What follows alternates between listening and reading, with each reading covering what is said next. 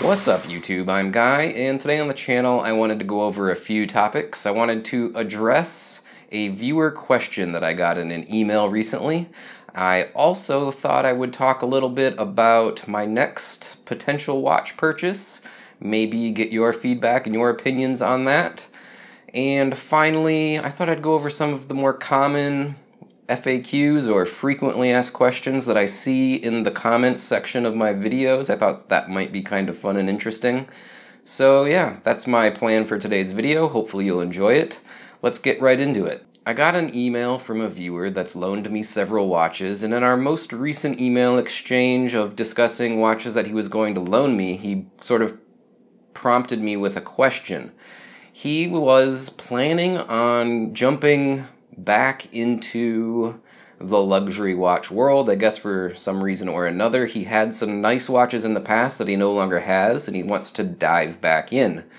What he asked me was, what do I think about the two that he had in mind? The two watches that he is interested in are the Tudor Black Bay with steel bezel and the Omega Speedmaster Professional Man on the Moon watch.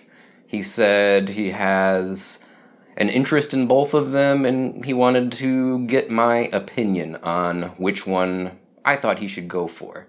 So I'm going to share my opinion with you guys. I want you guys to share your opinion with him down in the comments. Also, I asked on the Facebook group Horology 101. I did a poll over there and asked the guys over there what they thought. Now, if you're not a member of Horology 101 on Facebook, go over there and join up. I am pretty active on that Facebook group. I do this a lot. I ask questions, I make posts, and I pull a lot of that feedback into my videos. So it would be helping me out if you're a member of that Facebook group, and I think it would be fun for you guys too. I'll put a link down in the description on where to find Horology 101 on Facebook. Definitely go over there and join up, and join me in the discussions that we've been having over there. Now, to address this question, Tudor Black Bay Steel, Omega Speedmaster Professional Moonwatch.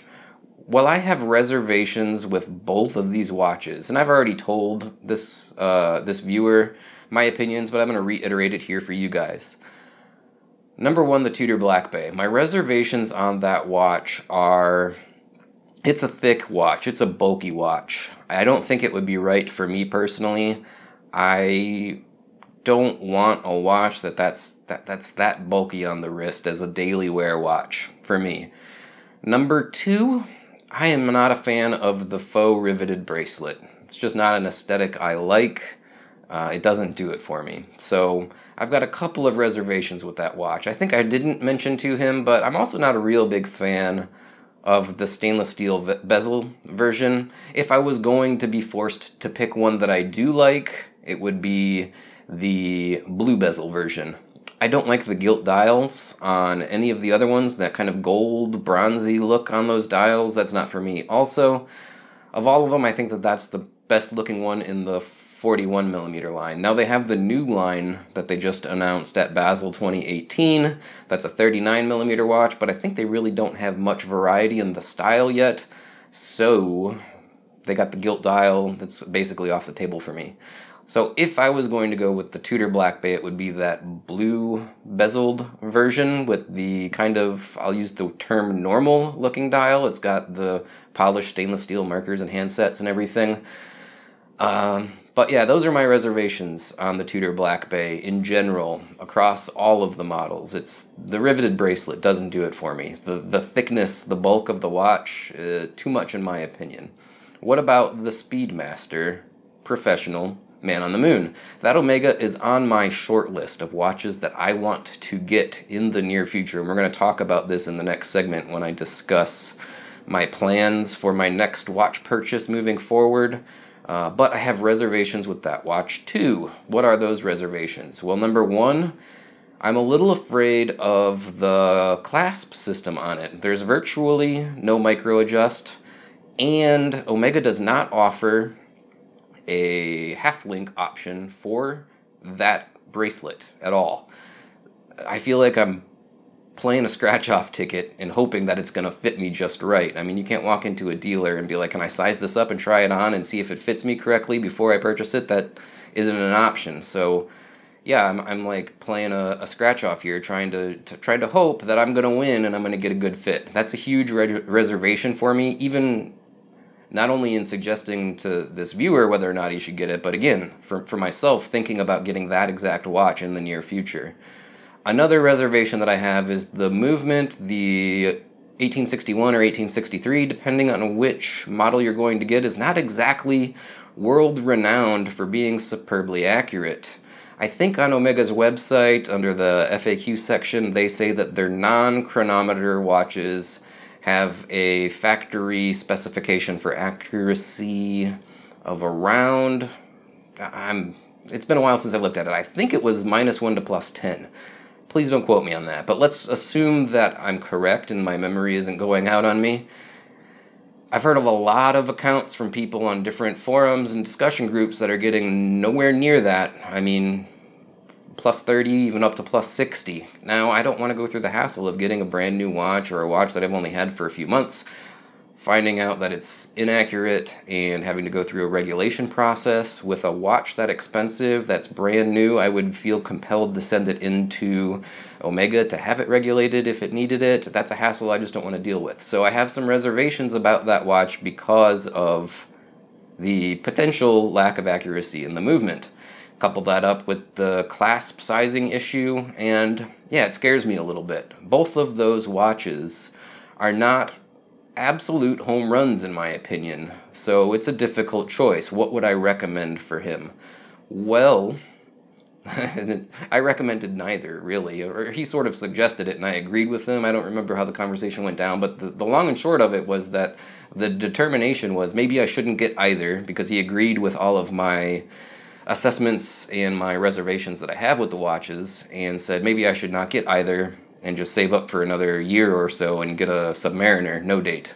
I think that's an excellent idea. I have my Sub, of course, it's a date, but I love it. I have been super happy with it since the day I got it.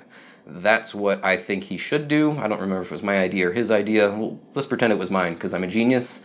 Yeah, that's what I would go with. Now, if you were forced to pick one or the other, if that was your budget, that's all you could do, man, I don't know, it's tough. I guess I would go with the Speedmaster, because aesthetically that's the one that appeals to me the most, and that's the one that I personally want to get. But I don't know, I think there's a lot of different things that you could think about here. Now, I did mention that I asked this question on the Horology 101 Facebook group. I actually made a poll. I'm going to bring that up, and we're going to see what all of the guys over there thought. Alright, I have the poll brought up on my phone here, so if I'm looking down, I'm reading it.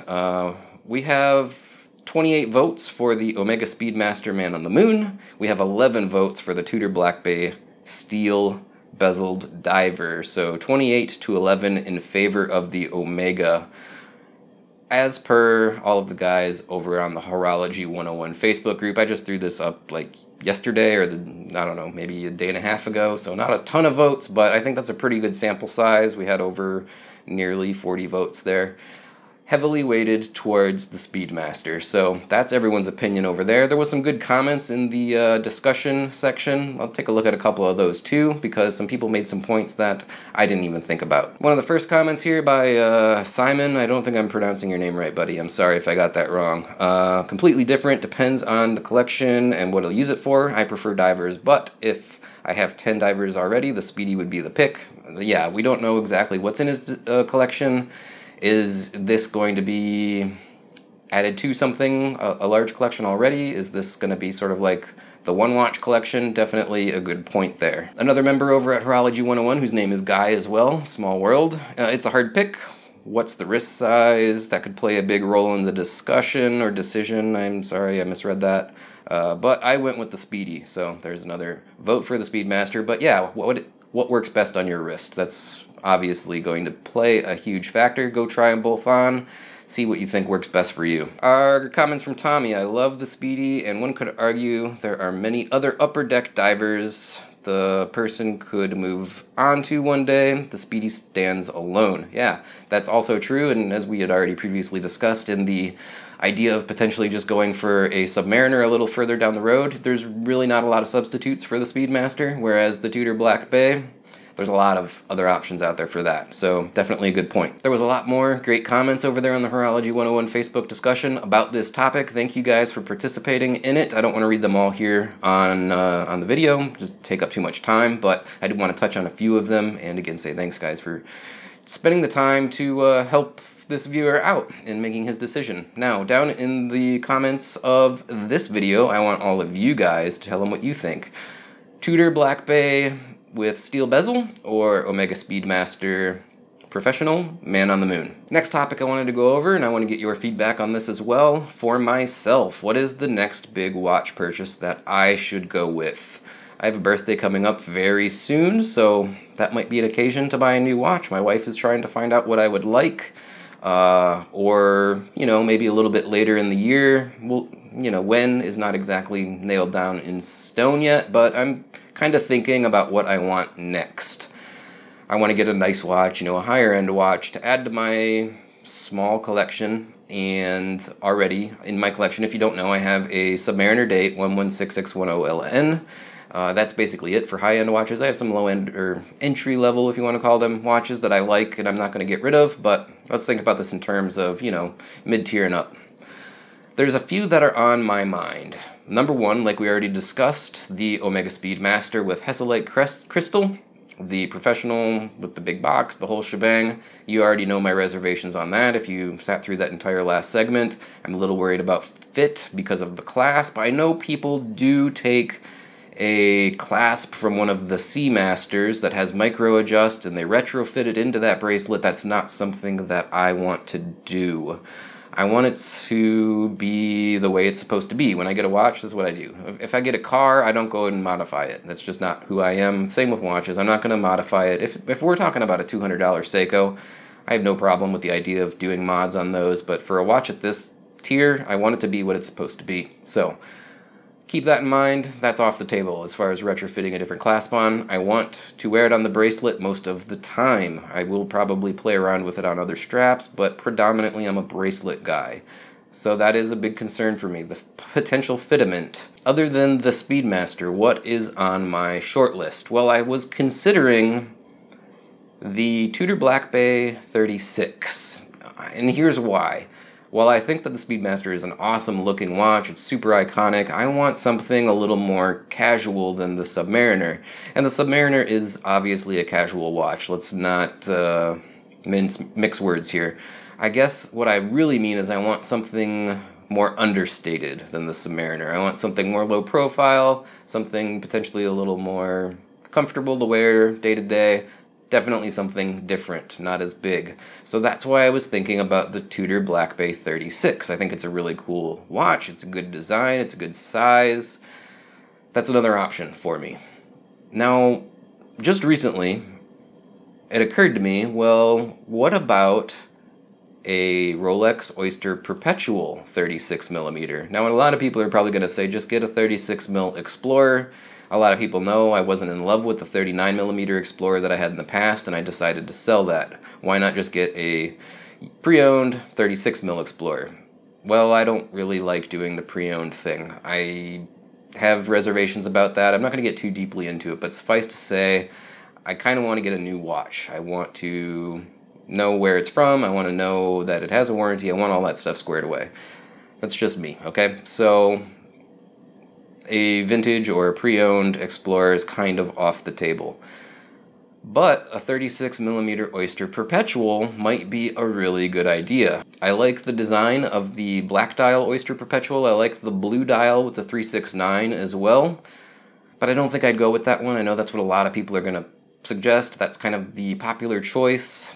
But I think the 369 dial should stay on the Explorer with the Mercedes hands. The Oyster Perpetual has the stick style hands, so I would go with the black dial, most certainly. Black dial Oyster Perpetual on the Oyster bracelet, call it a day, 36mm. I think that that might be a really good option as well. Very similar to that Tudor Black Bay, but obviously a Rolex, Oyster case, different designs, you know, it's not cut and dry, I guess is my point. So what do you guys think? Those are my three main considerations right now. Omega Speedmaster, Man on the Moon with Hesselite Crystal, Tudor Black Bay 36, Oyster Perpetual 36mm black dial. What do you guys think of those three options, which would be the best? Or, given what I'm looking for, what would you recommend? If you had a Submariner already and you were looking for a watch that was a little more casual, a little more understated, I guess is the correct word, something that is in the 36 to 38mm range, ideally. Yeah, what's your suggestions? I'd love to hear them down below. Those are the three options that I'm thinking about right now, and yeah, I'd like the feedback. So the last segment for today's video, I want to talk about some of the more commonly asked or frequently asked questions that I get down in the comment section of my videos, go over some of those with you guys, make some clarifications on some previous things that I've said in other videos, and yeah, I think it'll be fun. So let's jump into that. One of the most common questions that I get, can you review XYZ watch? Doesn't matter what the name of the watch is, just, you know, people ask all the time, can I review this watch, that watch, or the other? The vast majority of the watch review content on my channel comes from generous viewers who loan me watches. I can't possibly review every single watch that I want to. You know, I just don't have the money to buy. Before you know it, I'll be homeless and living on the streets with a giant box of watches. So vast majority of all of my watches come from viewers that loan them to me. If you have a watch that you want to loan me, you can contact me by email. Email can be found in the description of all my videos, and you know, I'd be happy to talk to you about that. I have approached a lot of manufacturers and asked them, would you be willing to work with me, send me a watch for loan? I never ask for a gift, for loan, to review your watch, Steinhardt being a great example, and they ignored me. I emailed them 5-6 times. Finally, they replied and said, I'm sorry, we get this question all the time. We don't do that. You know, forget about it. So it's difficult to get manufacturers to provide loan samples. I have gotten some, and I always appreciate getting loaned watches from manufacturers. That actually means a lot to me because that means that they're confident enough in their product that they're willing to put it in my hands and put it out there and tell everybody what I think about it. I never give them like editorial privileges. You know, I tell them, like, I'm gonna tell the truth, so if you're gonna send me a product, it's gonna get an honest review. They're aware of that going into it, and they still send me that product. You know, that's awesome. That gives me a lot of confidence in them because they have a lot of confidence in their own products. But my point is that that's uncommon. There's very few manufacturers that are really willing to do that. Micro brands that are trying to break out and get some exposure are generally the ones that are willing to send out review samples. So things you can do, if you want me to review a certain watch, if you own it, loan it into me. I think that if you try to contact companies and tell them, I love what Guy is doing on the JustBlueFish channel and I want him to review one of your watches, that might mean more to them than me asking directly. Knowing that customers are requesting for this to happen might inspire them to reach out to me directly. So if there's a brand that you, or a model from a brand that you want me to review, I suggest you email them yourselves and let them know who I am and make them aware of me. That's probably one of the best things you can do. In the meantime, again, I'm willing to review just about anything if I have access to it. The next one I want to talk about, frequently asked question, more like a frequently asked, no, it's more like a frequent complaint. Why don't I do wrist shots? I get this one so often. I don't do wrist shots in my videos particularly often. I do it if there's something unique that I need to show you guys about the watch and how it wears on the wrist. But by and large, I find that wrist shots are not particularly valuable. So look, there's a couple of things, right? Number one, like, do you have the same size wrist as me? And not only the same size, but the same shape? It's, you know, we're all different. We're all unique. So how much are you really going to be able to glean from that wrist shot? Anyway, number two, have you ever noticed when somebody takes a wrist shot picture and posts it online, the watch looks gigantic?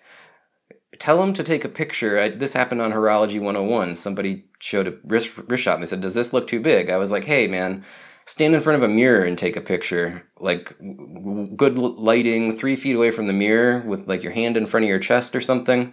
And let's see then. the reason that I suggested that was because when you're taking a wrist shot, you're very close to the watch, and there's a thing in photography, I think it's called parallax. It makes the foreground subject matter look larger than the background. And even when we're talking about a watch on a wrist, it does that effect. It makes the watch look too big. Now, when I'm on camera here and I'm holding the watch all zoomed in front of the camera, you know, you're not getting a true representation of anything, in my opinion, so I don't find a lot of value in the wrist shot. I feel like this is sort of a hive mind, groupthink thing that caught on somewhere, I don't know where, that people put way too much value in. That said, I'll try to do it more often. I know a lot of people want it. I think that it's not that useful, but I'm here to please, so in the future I will do my best to remember that people want to see wrist shots. But anyway, I wanted to give you my 2 cents on why I don't think they're that important at all, and I don't care if I see them in other people's videos. The last viewer response, and this is kind of a response to a video, I guess, I did a while back. I did this video, maybe you saw it, it's called Can You Afford a Rolex, or How You Can Afford a Rolex, or something like that. I got an email from somebody. They gave me an idea of what their personal situation was. They're kind of like middle income, and they wanted to buy a Rolex. And I laid out sort of a 1-year plan on how the average person can go about saving up the money needed to buy a Submariner, in this case, $8,000+. Man, the reactions that I got from that, some of them were great. I got a lot of really positive reactions, but some of them were just like people thought I was suggesting they like murder babies or something. It was kind of weird, to be honest with you. So my shtick in that video basically was cut back on your spending, extraneous spending, like going out to dinner too often, going to movies too often, spending money on alcohol or cigarettes, buying expensive coffee every single morning, things like that. I was saying cut back on all these things, and I laid it out with real hard numbers, like, you know, here's how much you're spending per week on this, here's how much you could be spending per week on that. If you cut that stuff out, here's how you can save $8,000 in 12 months' time. The reactions, though, some of them were just crazy. Like, how can you suggest I don't take my girlfriend out to dinner anymore? Should I just live in my mother's basement and be a hermit for the next year? Things all of that nature.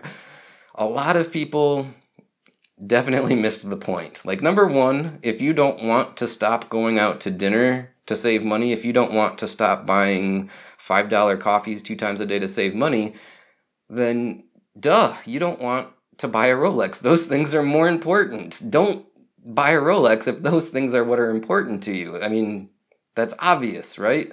Number two, I never said don't do these things anymore. If you only do these things once a week, let's say I said, I don't remember the exacts, right? But I said, like, stop going out to dinner once a week. If you only do it once a week, and it's an important activity for you to do, then don't stop doing it. But I know a lot of people that go out to dinner or order out dinner 3 and 4 and 5 times a week. I'm saying cut it back once, right? My suggestion was 1 time a week, don't go out to dinner, and you'll save this much money per year. I didn't say don't go out to dinner. People really missed the point on that one in a lot of cases. There was a huge fundamental lack of critical thinking going on. And maybe I just wasn't clear enough. I thought it was pretty clear. It was pretty obvious to me what I was suggesting. But yeah, number one, if those things are more important to you, do them. Don't buy a Rolex. That's, like, obviously. And number two, if you don't do those things often enough to cut them out of your life, then you can't afford a Rolex. But if you do those things all the time, cutting it out a little bit can definitely help you save up money within a year's time to buy a new Rolex. It's that simple. That's all I was saying. And again, a lot of people got that and they said they loved the video and it was really great advice, and they never thought about, in terms of real money, how much they were wasting. I got a lot of those comments. That was awesome. A lot of you guys are sharp, you're smart, you understood what I was saying. But there was a lot of people that they just didn't get it. They like thought I was suggesting that they should just be a hermit and live in their basement and never do anything because they want to own a Rolex. Not the suggestion at all. Not at all. So I'm glad that a lot of you did get it, but for those of you that didn't get it, there's a clarification. Hopefully you understand what I was suggesting now. All right, guys, that's my video for today. Just wanted to cover a few of those topics. Do remember to leave me some comments for all of those questions that I asked you guys. I know there were several of them. I definitely want your feedback for the viewer asking for suggestions, your feedback for my query as to what new watch I should get. Definitely go over to Horology 101 Facebook group, join up over there, participate with me, help me come up with more ideas for content on the channel. Definitely would appreciate that. I'll have a link down below. Other ways you can help me out, follow me on Facebook, Twitter, or Instagram, whichever one you like. Links are down below. Number 2, if you want to support the channel financially, definitely would appreciate all the help that I can get over on Patreon. Also, that link is down below. Another thing that you can do that does support me financially but really costs you nothing extra is to use my affiliate links when shopping on Amazon. In the description I'll have a link to Amazon that goes through my link. If you buy something that I've reviewed in the past and you like it, and like I said, if you want to buy it, I get a small commission. Those commissions do add up, and definitely appreciate all of you guys that have been using them. I know a lot of you have. Thank you very much. Alright guys, that's it for today. Hope you enjoyed this one. Talk to you later. Bye now.